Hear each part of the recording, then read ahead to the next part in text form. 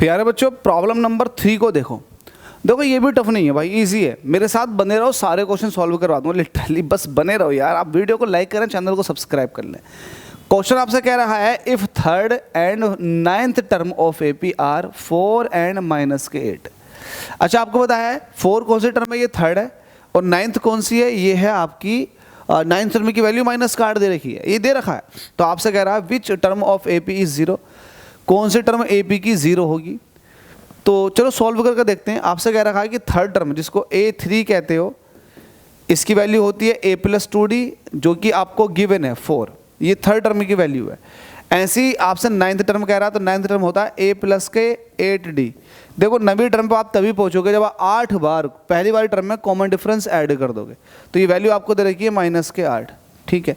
आपको ये कह रहा है कि कौन सी टर्म है, मतलब n की वैल्यू पूछ रहा है किसी पर्टिकुलर के लिए कि कौन सी टर्म जो है वो 0 होगी। तो कौन सी टर्म 0 होगी अभी पता लगा लेंगे, लेकिन उसके लिए आपको a और d का होना बहुत ज़रूरी है।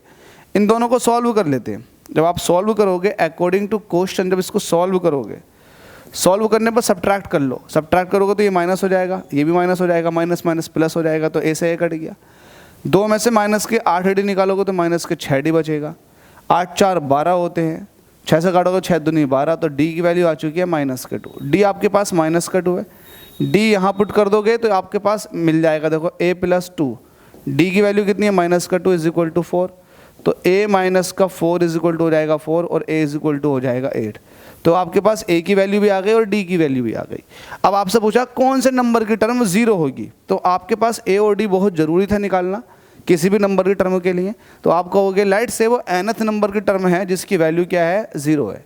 तो an की वैल्यू क्या होती है? a + n - 1 × d = 0। तो आप सबकी वैल्यू पुट कर दो। a की वैल्यू कितनी है? +8, n - 1, और d की वैल्यू कितनी है? d की वैल्यू कितनी है? -2 = 0।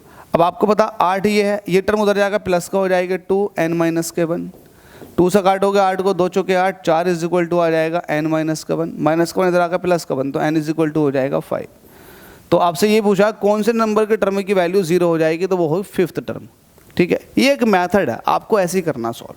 चलो अगले क्वेश्चन में आपसे मुलाकात करता हूँ। प्रैक्टिस करोगे ना तो ये बहुत जल्दी आप सॉल्व कर सकते हो।